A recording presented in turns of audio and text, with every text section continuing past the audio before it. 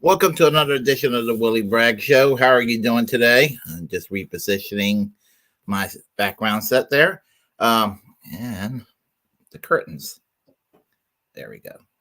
I hope everybody's doing well today. I'm Willie Bragg. Okay. Everything is positioned well. Enough. Um, Sorry for the delay for the Willie Bragg show. I got up kind of late. I had to eat. Afterwards, I had to go and make myself presentable. Yet, this is how I look. So, sorry for the appearance. And I have to go to work tonight as normal. So, there you have it. So, we have here Daniel Berry Sports Highlight. Oh, we had Extra Bulla in that order. We had Daniel Berry Sports Highlights. How are you doing? Hey, around the world with D and friends. How are you doing today? Okay, we also have Anonym Moose. Oh, hey, how are you doing? I'm awake.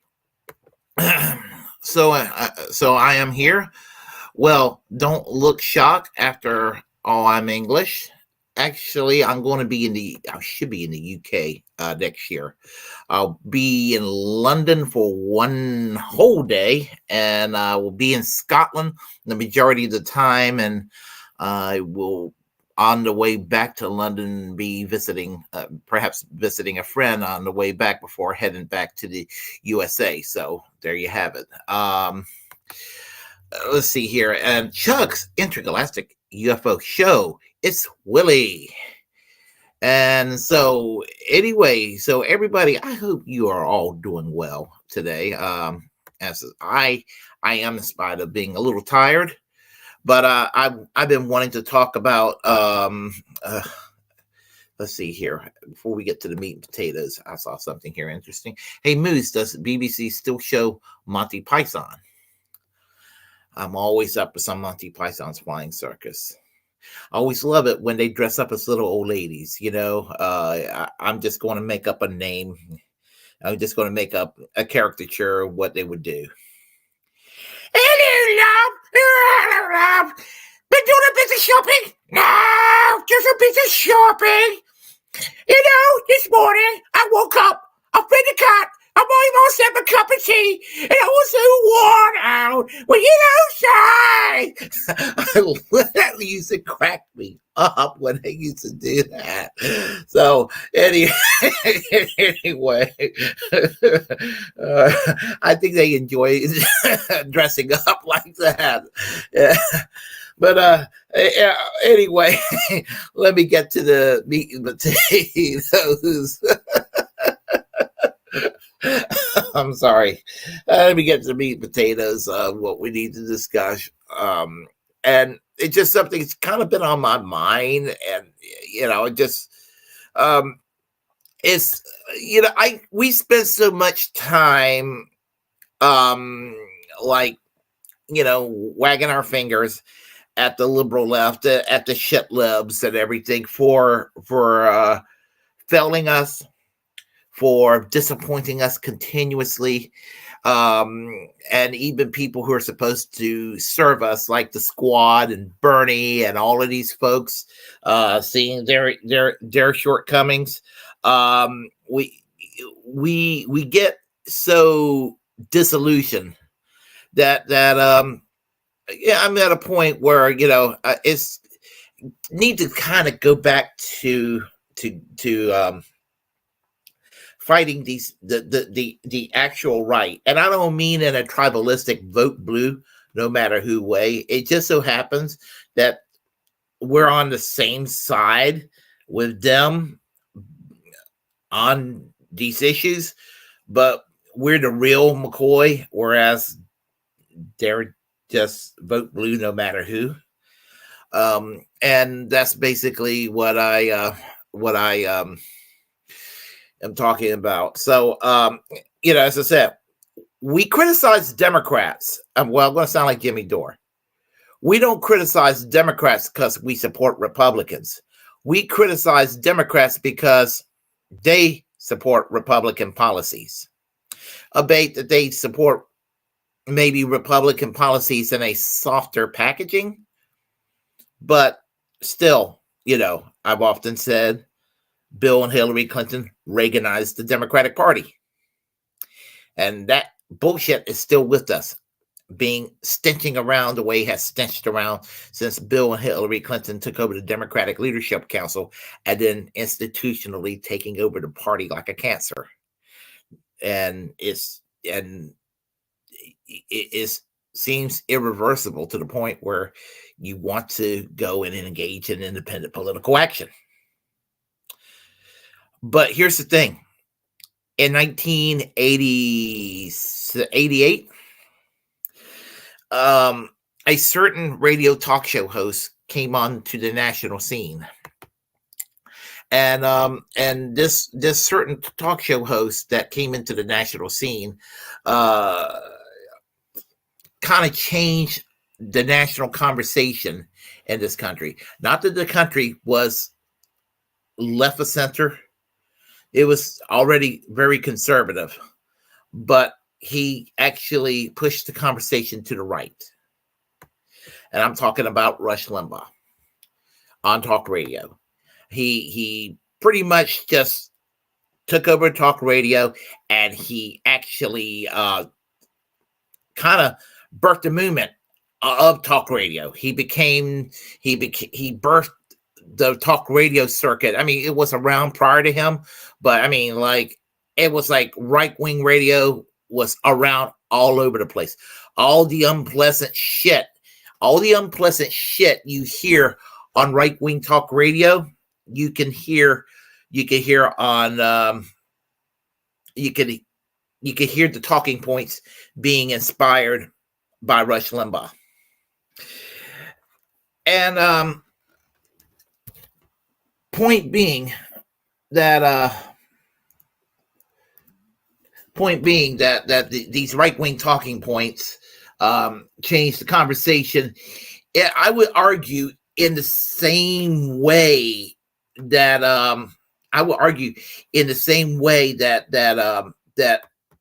I would say that TYT, the Young Turks, kind of reversed it. Although, unfortunately, what Rush Limbaugh accomplished was more successful than what the Young Turks and people who are frankly better than the Young Turks actually achieved. And that was what became problematic. So the situation there is that because of what happened with Rush Limbaugh, we needed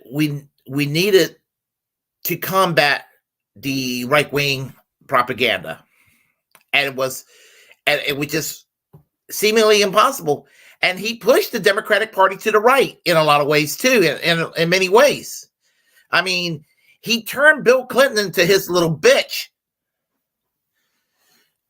and that was very, very frustrating in the 1990s. The late Quinn Brisbane. Many of y'all don't know who he is, and I would understand that. But the late Quinn Brisbane, who was the 1992 presidential candidate for the Socialist Party, and I didn't know who he was at the time. I voted for Bill Clinton in 1992. The late Quinn Brisbane said that a couple of years later, when I did join the Socialist Party, that Bill Clinton has a tendency to treat his enemies better than he treats his friends, and it's true. It's very true. Quinn Brisbane was an interesting individual. He was he was one of a kind when it came to being that old school populist and everything. And unfortunately, he's no longer with us. I remember I spent a weekend with Quinn Brisbane when he came to North Carolina to speak at an event. So I kind of drove him around to speak at a couple of events in the late 1990s. But suffice to say, I would say if you ever get a chance, look him up. The on running joke is that, and I'm trying to actually find a photo of him, and I'm getting a little off track, and I apologize here. But he was a person I should have voted for in 1992, as certainly not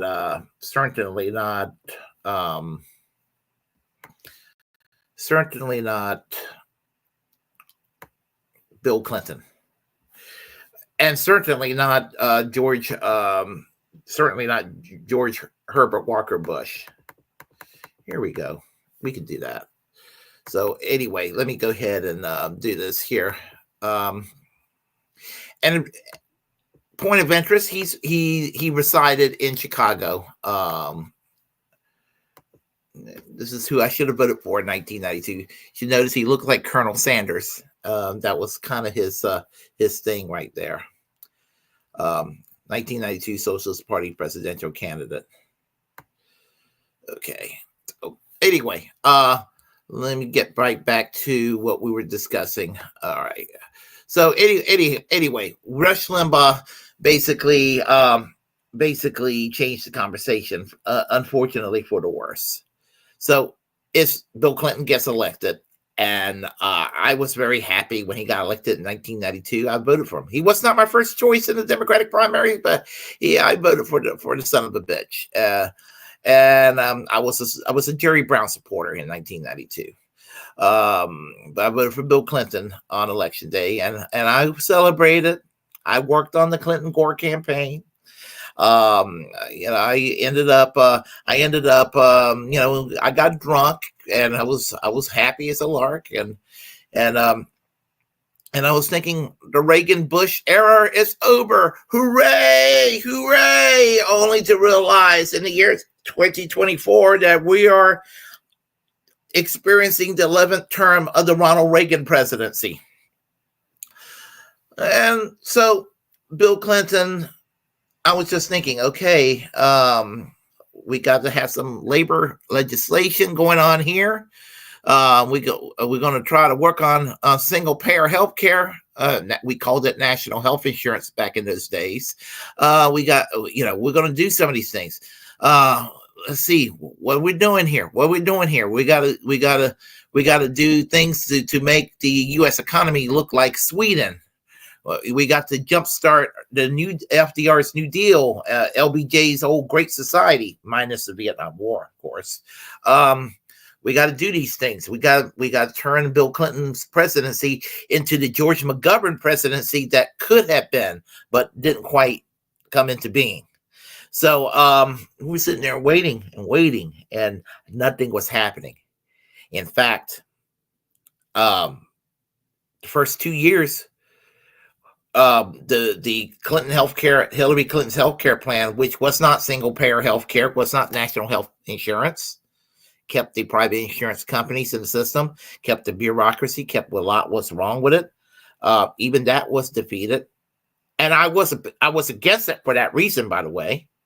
I was like, because I was smart enough to realize that this isn't what I bargained for.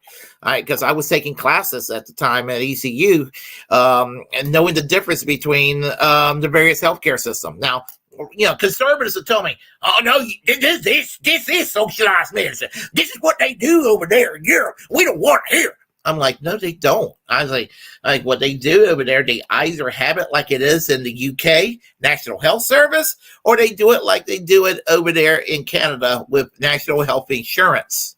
Those are usually the two forms. And I wasn't aware of the hybrid system that they do in places like the Netherlands and Germany at the time. But suffice to say, they will be like, no, this is socialist. I told you, Hillary Clinton, Bill Clinton is a socialist. I mean, and I was just like, Jesus Christ, people. He's done everything in the world to preserve Reaganism, and y'all still call him a socialist. And I was like, well, maybe I am a socialist. So the crime bill that ended up incarcerating a lot of African Americans for bullshit crimes that white people don't get incarcerated for in the 1990s. I mean, this was the Biden crime bill. There was a reason not to vote for Joe Biden in 2020 was that fucking crime bill. So, it was just kind of stuff like that. The death penalty was increased over the years in the 1990s. It didn't lessen. And Bill Clinton was a proponent of the death penalty. I mean, it was people like Rush Limbaugh, that pressured people like Bill Clinton to go and favor the death penalty to prove he was tough on crime during the 1992 primaries. Bill Clinton was like, he stopped his campaign to fly back to Arkansas to go and to make sure that the press oversee that it was there for the execution of a mentally challenged African-American man to be executed to show that he's, quote unquote, tough on crime. This is what we're dealing with. I found this out after the fact. Didn't know it at the time. Found out after the fact. And it was just like, no, fuck Bill Clinton. And I went and voted Ralph Nader in 1996 and kind of been voting, alternating between the Green Party and the Socialist Party more or less since then. That's pretty much have been voting almost for the past 30 years. I have pretty much voted for the Green Party candidate or the Socialist Party USA candidate, more or less for the since 1996, and I'm about ready to do the same thing again in about a month, less than a month, a couple of weeks away. But anyway, it made me mad that the lies that even with the healthcare plan was not quite what I wanted with regard to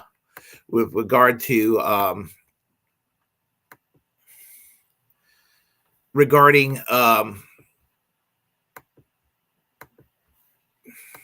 what we need to do with healthcare. The fact that it got viewed as socialized medicine became problematic because, and that's right there, Samantha. It's a hybrid system. Yes. Netherlands hybridized healthcare we wouldn't choose, and that's correct too. Yes, but the thing about it is that's what they basically accuse Hillary Clinton of being a socialist. It got to the point where Hillary Clinton was addressing the Australian Parliament in the 1990s, and she was, and first ladies will do these things, okay, and they'll say something nice about a country, whether they mean it or not, and it will be something passing. And she just made a little passing reference about the Australian healthcare system, which again, it's a hybrid system, as it turned out later on. A better system than what we have is in hindsight, looking back. I mean, if you compare the Australian healthcare system to the American healthcare system, imagine if Obamacare was more public and more generous. Same thing in the Netherlands, same thing in Germany, Belgium, and places like that. Like an aggressive public option, things of that nature. They still had a lot of supplemental insurance systems in the system, but it's still a universal right at the end of the day. She made a passing comment about the healthcare system in Australia. One of the many references she noted in Australian society. On his lame ass radio show, he was like, "Hey, you watch what she said about the healthcare system. You saw the sparkle in her eyes, as if she just was just jealous of Australia's universal healthcare system. Ladies and gentlemen, she wants the Australian healthcare system to be like it. She wants the American system to be like it is in Australia. Don't doubt me. Don't doubt me." I mean, it was shit like that he was saying, and you got these these Rush Limbaugh ditto heads barking like seals, like like, yeah, Rush, you tell them, Rush, you tell them, you show them liberals, you show them libtards. It was really frustrating, and I listened to a lot of Rush Limbaugh over the years. It was because in my previous job, I work second shift. I work currently graveyard shift, but previously, for the most of my 20 years at my previous job, I was working second shift, evening shifts, in the middle of the day. And I used to have to drive a long distance, as I do now. I had nothing to do but to listen to the radio. So I'll be listening to the radio, and it would be Rush Limbaugh. And, and of course, I'd be screaming at the radio and all of that and everything. So, I have right-wing people telling me, oh, bet you sit there and you criticize Rush Limbaugh, and I bet you never listened to a Rush Limbaugh day in your life. And it will be something along those lines. And I'll be like, unfortunately, I'd probably listen to as much Rush Limbaugh as you do, but I'm smart enough to know bullshit when I smell it. Well, anyway, when accused her of being for socialized medicine and the whole socialism thing for years was kept as something to accuse her of. And again, it was fucking bullshit. So, the thing about this is that I noticed that the right wing, when Bernie came along, there's one, they finally kind of calmed down referring to Bill and Hillary Clinton as a socialist. Oh, they still think Democrats are socialists. I mean, that's a laugh. But they kind of calmed down on calling Bill and Hillary Clinton a socialist. Although I do remember one person telling me once that, well, Bernie Sanders is running for president just to make Hillary Clinton look moderate. Okay, so anyway, the only thing she ever said that was true was there was a vast right-wing conspiracy to try to drag the presidency of Bill and Hillary down. And that was true enough. It was also true looking back in hindsight. I wish that they would have been successful in doing so, because in doing so, we wouldn't have to deal with the Clintons today. I wish that Bill Clinton would have been removed from office, in shame, being forced to resign and all that. In retrospect, unfortunately, I had to go and defend him against the witch hunt by Ken Starr back in the 1990s. Not because I love Bill Clinton, it was because back then I viewed an attack on Bill Clinton as an attack on the left, even though I didn't view Bill Clinton as part of the left. If that makes any sense. Now, I don't, I could care less what would happen to any of these Democrats when they're sought after. So let's jumpstart to the year 2000. This election. You want to talk about election fraud? I'm talking about the January 6th people, the election deniers. The election deniers, and I bet you, and here's the thing, a little caveat to the side. The people who said Trump won and Joe Biden stole the election from Donald Trump. And these people may not care for George W. Bush and Dick Cheney, but these same motherfuckers 20 years previous would be like, George W. Bush won. They still think that. They still think that George W. Bush won in 2000, but somehow Donald Trump was cheated. But they didn't think that Al Gore was cheated. Not that I'm defending Al Gore. My opinion of Al Gore is the same as my opinion of Bill Clinton. But the point is that George W. Bush cheated in 2000 and gotten away with it. And that makes him worse than Donald Trump. Yeah, January 6th sucks. And we'll talk about January 6th in a minute. But January 6th sucked. But Gore and Bush ran against each other, and I remember listening to Rush Limbaugh making just a statement out of the blue. He said something like along the lines of, "You see, folks, Al Gore just wants to be president." And I was just like, I remember hearing that, and I was just like, yeah, and George W. Bush don't. What? Somebody just dragged George W. Bush against his will and said, "Motherfucker, you better run for president." What? The only Democrats can only wants to run for president, and Republicans don't, but they are forced to out of honor or something. That's stupid. That is stupid.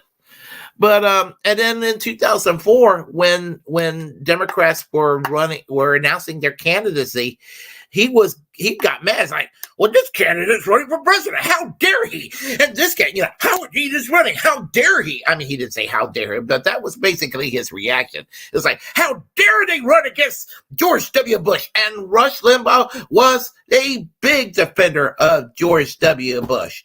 He defended all Republican presidents. Remember that. And here's the thing.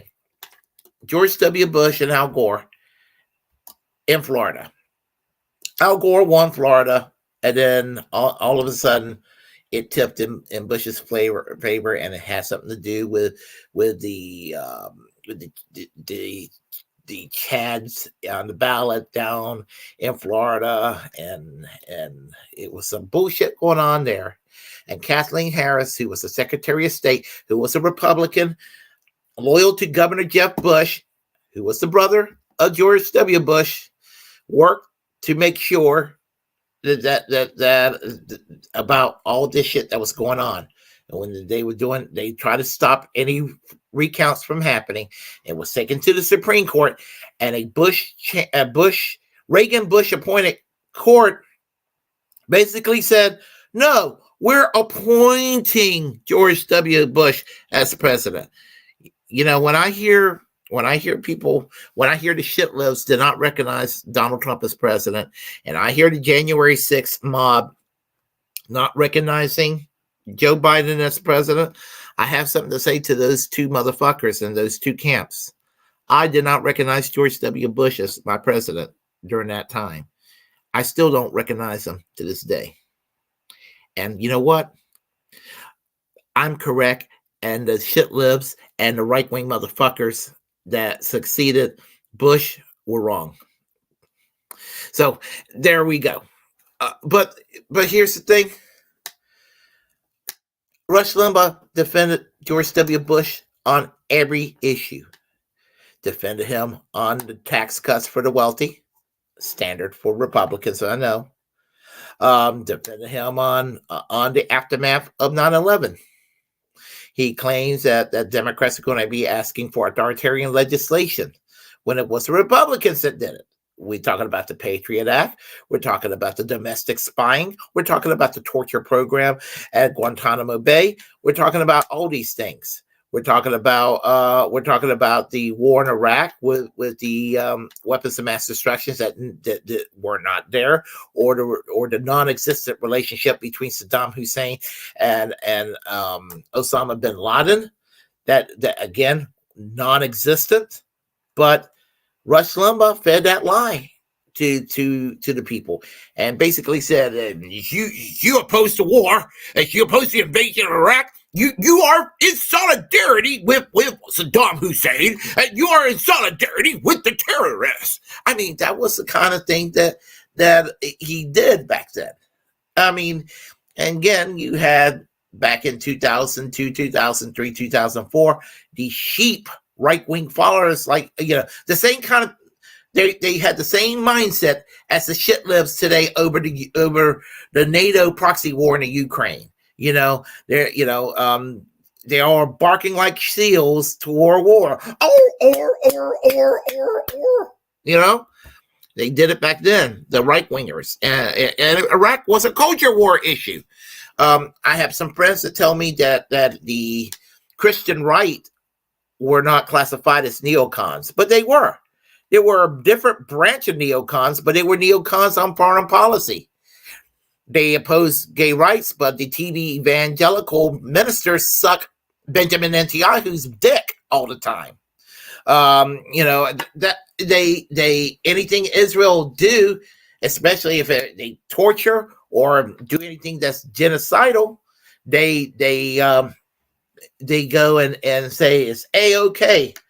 I'm sure they probably don't like the few good things they do, like provide free medical care for them. I'm sure they're like, yeah, we don't like that, but we like the genocide over there in Gaza, that sort of thing. Anyway, Rush Limbaugh defended George W. Bush at every turn. And to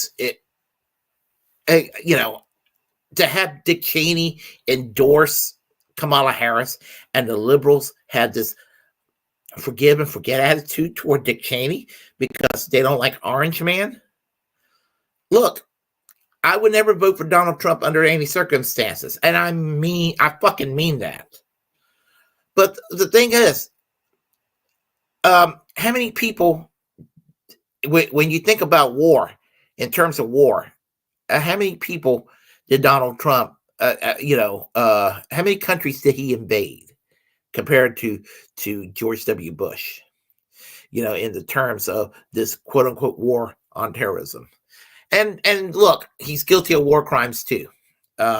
He's not without sin. He is guilty of war crimes himself, referring to Donald Trump. But suffice to say,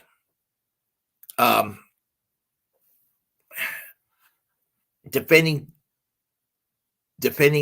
this man, defending George W. Bush, and Dick Cheney, and you had the liberals all of a sudden doing this sort of thing. And I'm going to tell you like it is. This is what Jimmy Dore said. I'm going to take a Jimmy Dore quote, and I'm going to just add a little. I'm going to just add a little bit to the quote because to make it more relevant. In 2018, Jimmy Dore said, "Liberals blame Ralph Nader for giving us George W. Bush.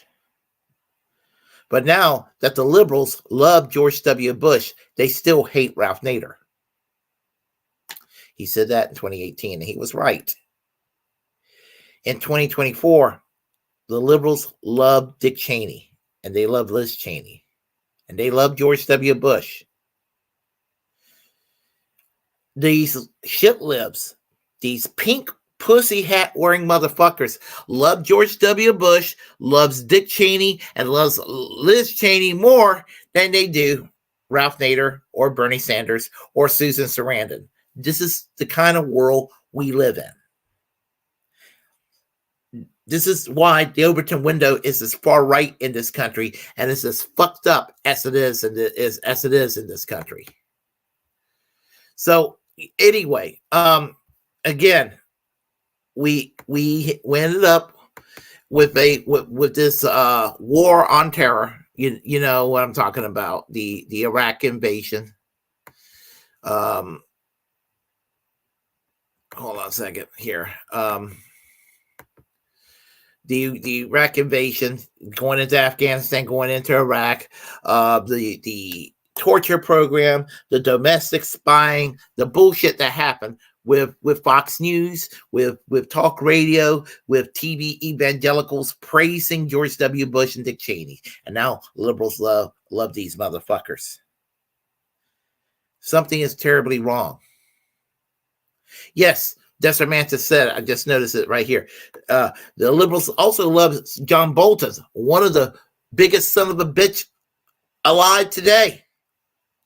And the liberals love John Bolton. What the hell? So, 2007, 2006, Democrats defeated the Republicans in the House and Senate, and they were able to take back and be kind of somewhat of a semi-thorn to George W. Bush's side the last 2 years in office. Not enough, in my opinion. And then in 2008, when everybody assumed that Hillary Clinton was going to become president. And I'm going to say this. If there's one thing that Donald Trump and Barack Obama has in common that I think that all of us should be thankful for, is that both Barack Obama and Donald Trump, in their own way, prevented Hillary Clinton from becoming president. Just think about that for a moment, okay? But let me also say this. Hope, change, yes, we can. Obama got elected. I voted for Ralph Nader that year. I was not really too impressed with Obama. Thought he was a nice guy, but when Hillary Clinton accused him being for single payer, and he said, "I'm not for single payer," and was like acting like it was the worst thing you could accuse somebody of being for, I was like, uh-oh, he's going to throw the progressives under the bus. He's just another Democrat. Fuck him. I'm going to vote for somebody else instead. So I voted for Ralph Nader that year. Once again, I don't have any regrets. I never regretted any of my third-party votes for president since the 1990s. Well, the right wing came in, and I'm not going to say that if you joined the Tea Party that you're a racist piece of shit and everything. Some people were, but not all of them. Most of them, a majority of them, they were all pretty much partisan hacks for the Republican Party for the most part. But there was definitely a racist, toxic faction of the Tea Party. And anybody who tells me otherwise, they're foolish or lying or both. And the thing about it is, you can't walk around with Confederate flags, and you can't walk around with stuff like this and say, well, how dare you call me a racist when you have Obama dressed up as an African witch doctor? You can be against this Heritage Foundation plan that Mitt Romney imposed on Massachusetts that Obama decided to go and use for a health care plan without trying to make him sound like an African witch doctor, which there's nothing wrong with being African. But, I'm just saying this was racism right here.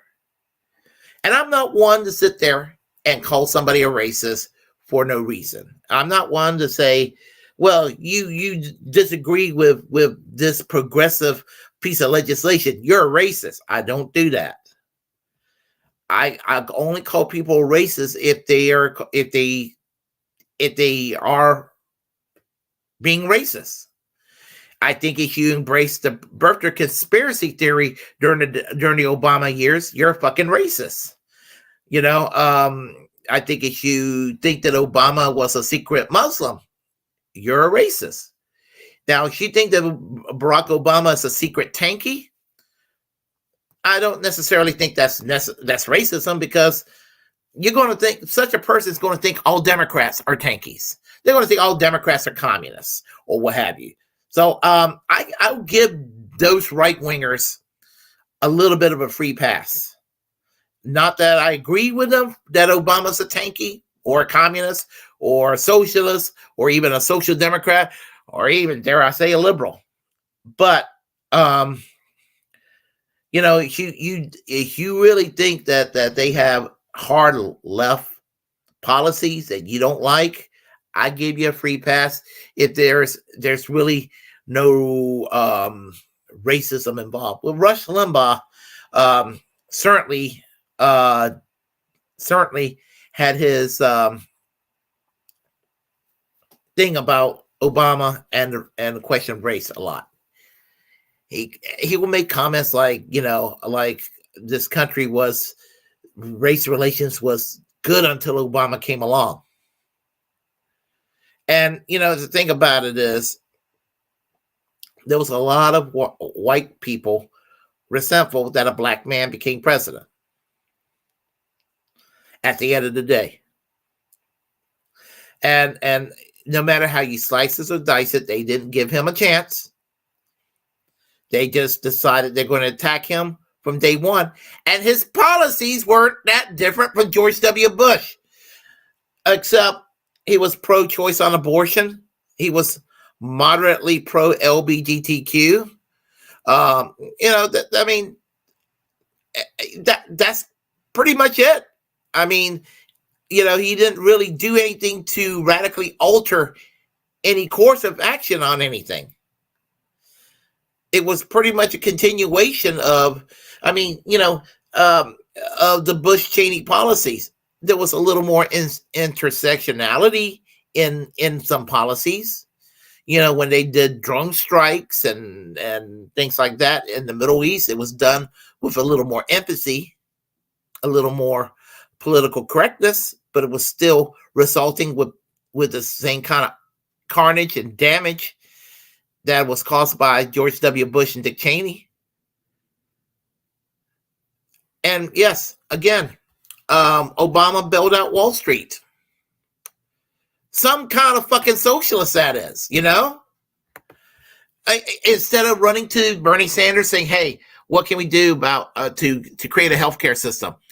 He went and borrowed the idea from the Heritage Foundation.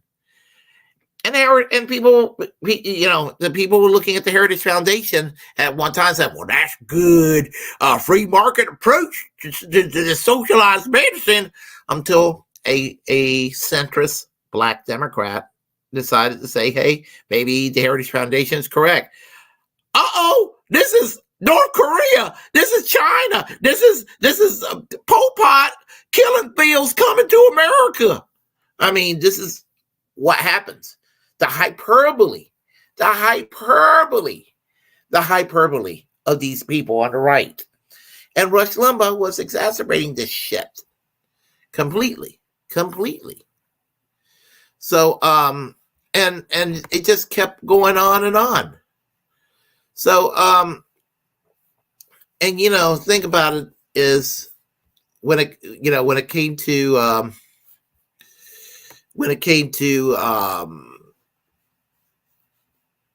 around the time of 2016, 2016, Donald Trump ran for president.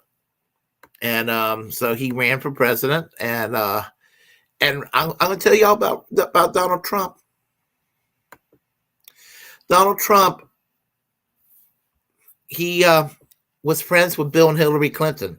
I want you to never forget that. And it was Bill and Hillary Clinton that encouraged him to run for president.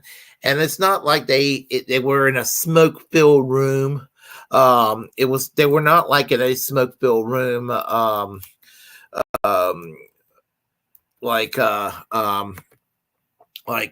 we're going to strategize that you go ahead and you run for president and all of that. It wasn't anything like that.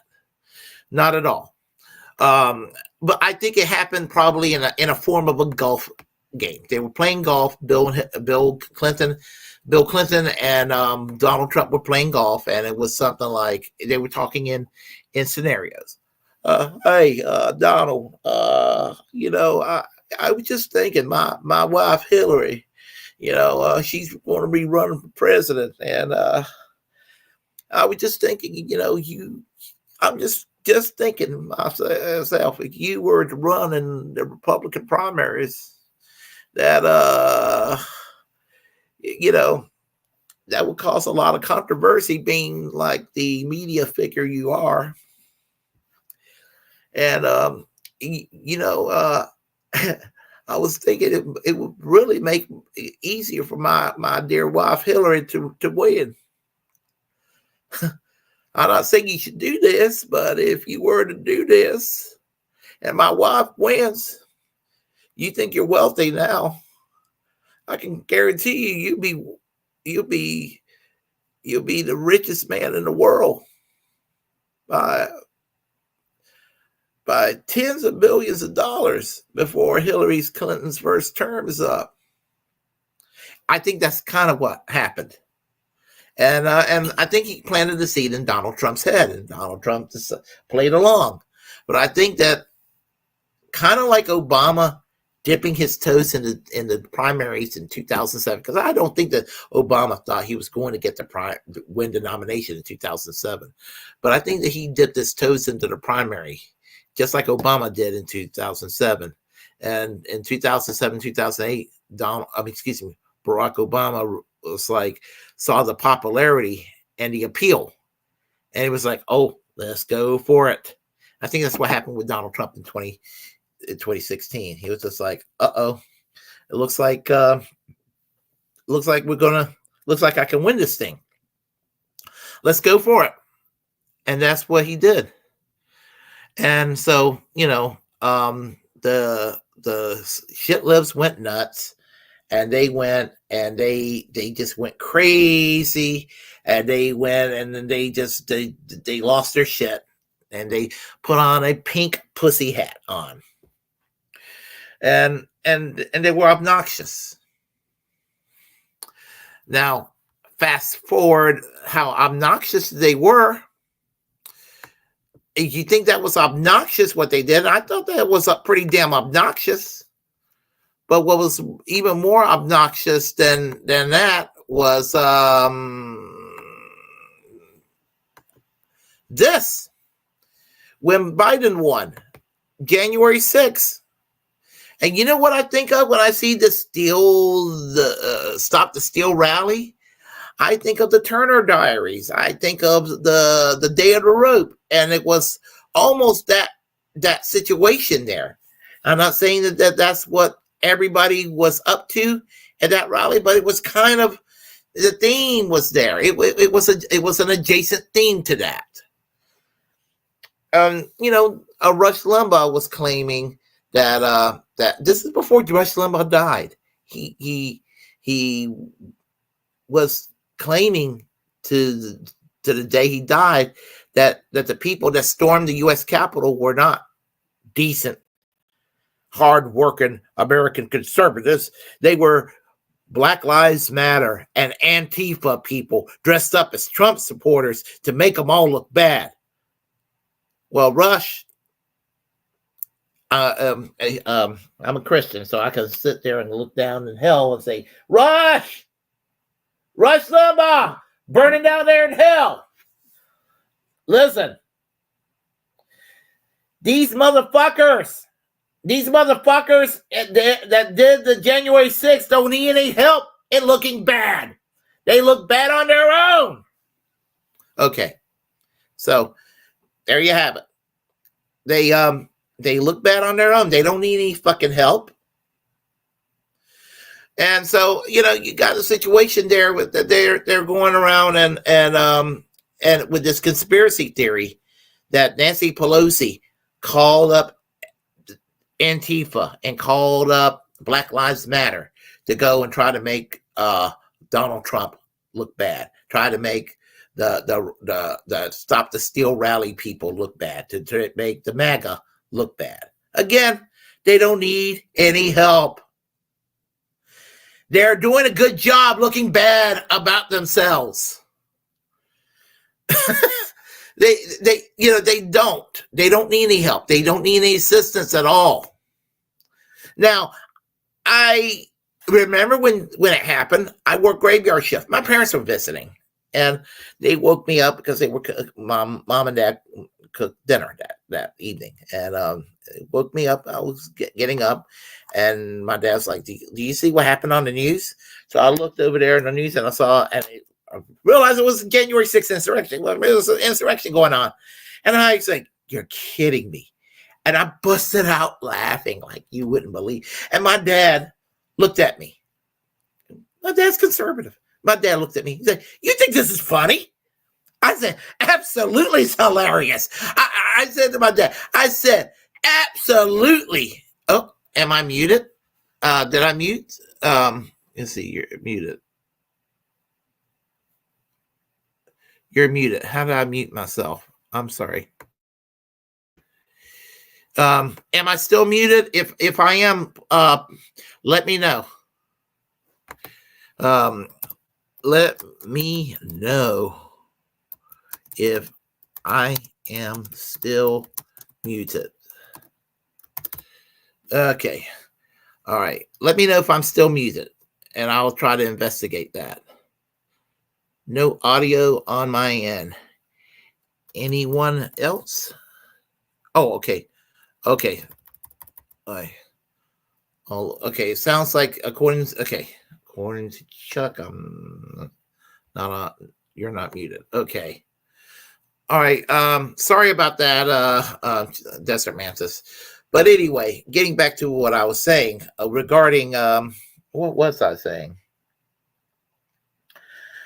Getting back to what I'm saying, it was like, yes, it's funny. It is funny because they're ass clowns, and there's no way they could take over the government, because if they were to take over the government, um, not that I have any faith in our institutions of the military, but I don't think that the military will allow a bunch of redneck yahoos to go and to allow these rednecks with Confederate flags and all that to take over the government like that. So, I just don't think that would have happened.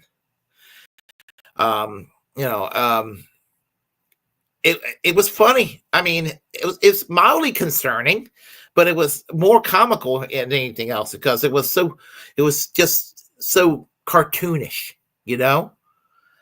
Um, and so especially the shaman motherfucker in there. I mean, you could tell that's a mentally disturbed person. So, and then you had the QAnon people that was kind of adjacent to that, and the libs of TikTok, all this sort of thing.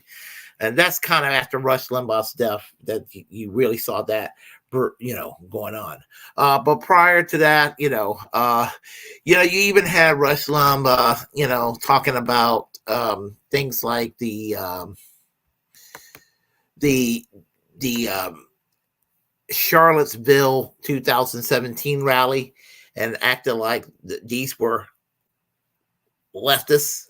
I mean, that's the kind of thing that they would do, that be like, these were leftists. He would do that when there's like really obnoxious white nationalists doing shit. He would say, what, they're on the left.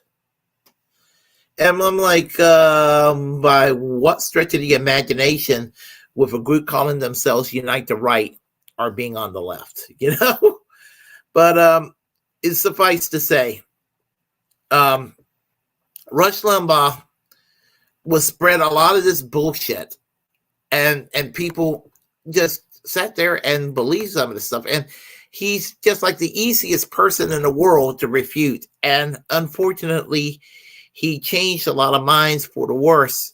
And I just wanted to go and take this opportunity to say to Rush Limbaugh to fuck off. Fuck you, Rush Limbaugh. I'm sorry you're dead only as a human being, just only because you qualify as a human being. But you're really nothing but a roach, in my opinion, a human roach. And you deserve no respect. You deserve nothing. I was on Rush Limbaugh once in 1997, defending the Teamsters during the UPS strike. And it was a brief moment. He thought I was out to lunch for defending them. My friend Dwight Welch, who's been on the show, also was on Rush Limbaugh. And that was it was over the healthcare issue. So anyway, that's pretty much what I have to say about Rush Limbaugh. I'm kind of running short right now. I will go and I will look through the chats real quick. I have to get to work in a short while. So forgive me, folks. So yeah, Desert Mantis said it right. Rush's whole show was centered on generating support for the Republican status quo. Very true. And let's see. Bella Greasy says iHeartRadio. Yep. Let's see. Yeah, he suffered from Rush derangement syndrome. I mean, Hillary Clinton, the Clinton derangement syndrome. Rush Limbaugh suffered with. Desert Mantis. You're right about that. And there are people that act like that Tim Walz is a tanky, and he's not. Let me see what we got here. Cowboy Kitty, how are you doing today? All right. And thank you, Around the World with D and Friends. So anyway, I just wanted to go and share my thoughts on Rush Limbaugh with y'all. It's just a little different, just to sit there and talk about the other side. Sort of kind of go back to the roots, so to speak, to do that on occasion, and to also diffuse the notion that that people get anybody who's part of the Jimmy Dore left or adjacent to the Jimmy Dore left, in the sense that if you criticize liberals from the left, you get lampooned as somebody on the right. So that's what happens. And occasionally you need videos like this to kind of assure people that your program is specifically about promoting the left. And that's why I wanted to do this today. So there you have it. Bragland should be on tomorrow at 5 p.m. Willie Bragg Show will be back on its regular rotation Monday, Wednesdays, and Fridays at 8 o'clock. Right now, I just got a new computer. So as you notice, the streaming is a little bit better. So, and all that. I didn't include clips today only because I didn't get a chance to do ad blocker on my new computer yet. So I got to work on that. Hopefully tomorrow or Wednesday, the ads will be gone from this new computer. If you like what you heard, press like and comment. Comment anyway if you disagree with what I have to say. Feel free to share the content on this channel. As a First Amendment absolutist, it's my duty to inform you to create your own platform and utilize it, because we are, in fact, the muckrakers of our time. Subscribe to the Willie Bragg Show on all my platforms. I am also now streamed on Facebook. So there is that. And remember to always reject corporate media. Pardon Julian Assange. He's free, but he needs to be pardoned. Fully free and pardon Ed Snowden. Free Palestine. Free healthcare for all. And free speech absolutism. Thank you all. And I will talk to you all later. See y'all tomorrow. On Braglands, that is. Bye-bye.